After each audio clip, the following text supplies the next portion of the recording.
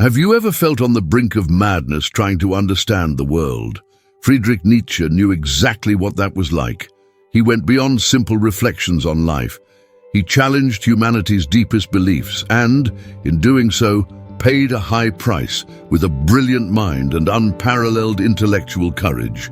He uncovered truths that many prefer to ignore, but did this relentless search for truth lead him to insanity and more? What can we learn from his journey? Nietzsche wasn't just an ordinary philosopher. He was a genius who rebelled against norms, challenged Christianity, and with a striking phrase, "God is dead," paved the way for a new way of thinking. What few talk about is that as he walked this path of cosmic discoveries, he also distanced himself from society and eventually from sanity itself. But why would someone who understood so much of the universe succumb to madness? Get ready, because in the following lines, you will understand how genius and madness often walk hand in hand. Nietzsche offers us a vision that, if well understood, can completely change our way of seeing life and, who knows, maybe even avoid the mistakes that led him to this tragic end. Born on October 15, 1844, Friedrich Nietzsche entered the world in a small town in Germany.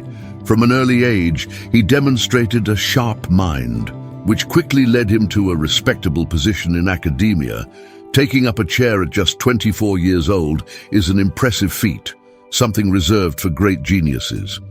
However, he soon realized that the academic routine didn't fit his restless spirit.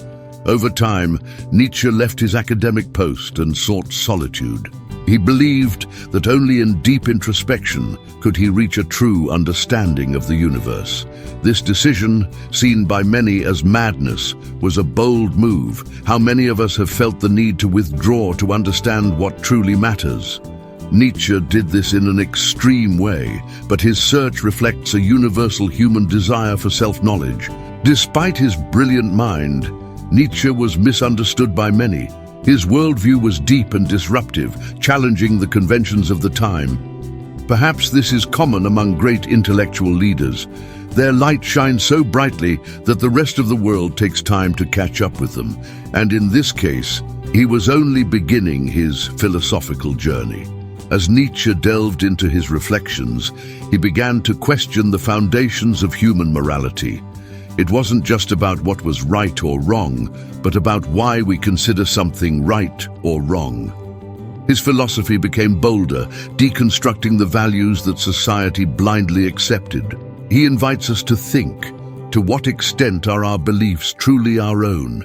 Nietzsche proposed uncomfortable truths, suggesting that many of our moral values are merely imposed conventions. He believed that, deep down, we act driven by primitive impulses, disguised under the veneer of morality. This idea remains relevant. How many times do we find ourselves following rules without really understanding or questioning them? Perhaps Nietzsche was right in saying that we must revisit our most basic principles. Challenging the norms of his time made Nietzsche a controversial figure. His thinking was so advanced that many saw him as a provocateur or a mad genius. However, true wisdom lies in questioning what seems unquestionable, and Nietzsche wasn't intimidated. He pressed on, always going deeper into his philosophical quest. In one of the most striking moments of his philosophy, Nietzsche proclaimed, "God is dead and we have killed him." This shocking statement was not a literal denial of God, but a criticism of the central role of religion in human life. For him, Christianity had become a limiter of human potential, preventing the flourishing of innovative ideas and true freedom. Have you ever stopped to think about how many times we cling to old concepts that no longer serve us? What Nietzsche saw in Christianity was an excessive reliance on promises of an afterlife. This, according to him, stole the focus from the present life, the only one we truly have.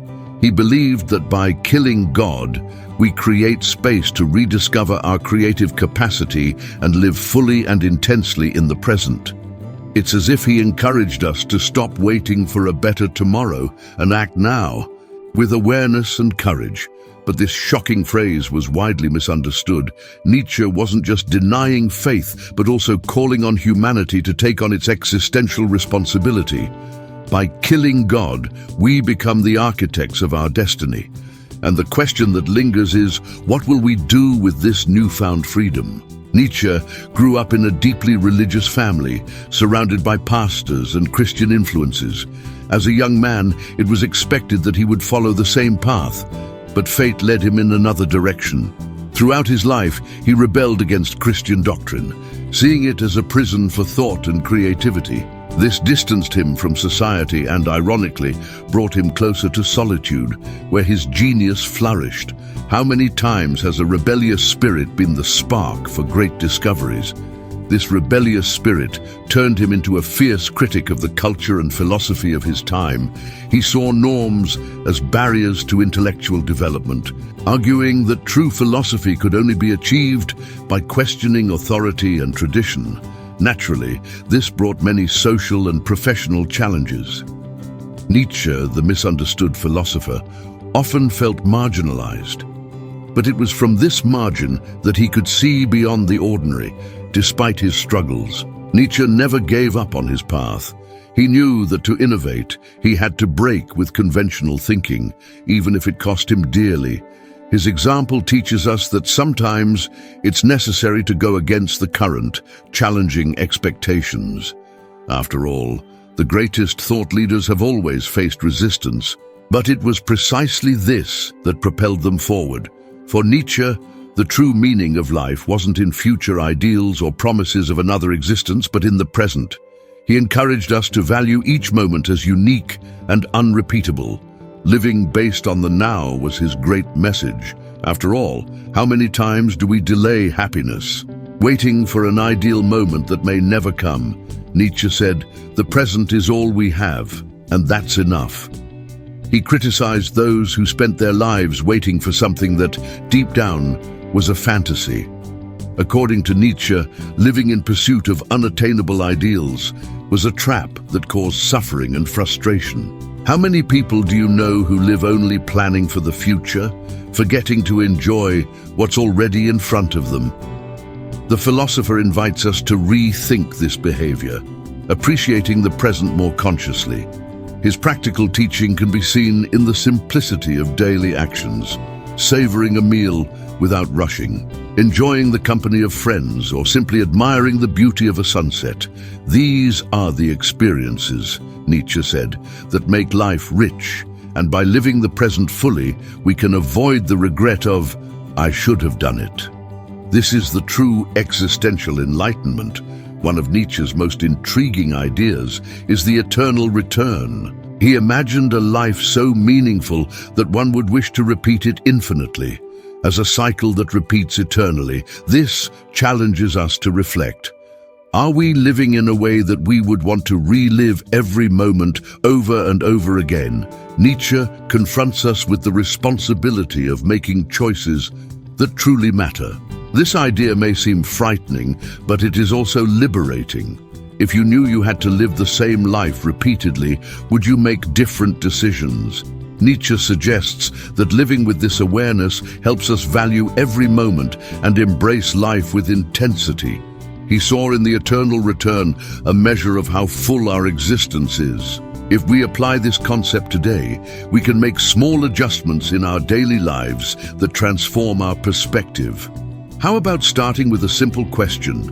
Would this choice make me want to live this day again? If the answer is yes, perhaps you're on the right path. If not, maybe it's time to reconsider. Life becomes richer when we live it as if it were eternal. Nietzsche had a clear view of nihilism. He believed that living in pursuit of abstract ideals kept us away from real, concrete life experiences. For him, nihilism represented a denial of what is alive and vibrant. How many times do we miss out on the present because we're obsessed with ideas of perfection that may never be reached? Nietzsche challenged us to abandon these illusions. He believed that focusing on distant ideals weakened our ability to live fully. Instead of seeking meaning in unattainable ideas, Nietzsche invites us to embrace the chaos of life, The suffering that comes from disappointment over not reaching these ideals is a form of self-sabotage. True freedom, according to him, lies in accepting the world as it is, in all its imperfection and beauty. This critique of nihilism is not just philosophical, but practical, instead of waiting for an ideal state. Why not start acting with what we already have, living authentically without waiting for perfection? Brings a sense of relief. Life, with its ups and downs, becomes more bearable. And even more meaningful, Nietzsche's final years were marked by a deep mental collapse. In 1889, he suffered a crisis from which he never fully recovered. The brilliant mind that once illuminated the philosophical world was now immersed in darkness and confusion. He spent the last 11 years of his life in a state of mental and physical decline, a tragic contrast for someone who had devoted so much of himself to understanding the universe. Nietzsche, who had explored the limits of intellectual and existential insanity, ended up becoming a prisoner of his own mind. Mental health, a topic he addressed with such intensity, consumed him. Yet even in his madness, his work continued to influence generations. It is a brutal reminder of how even the greatest geniuses are subject to human frailties. This makes us reflect on the balance between genius and madness.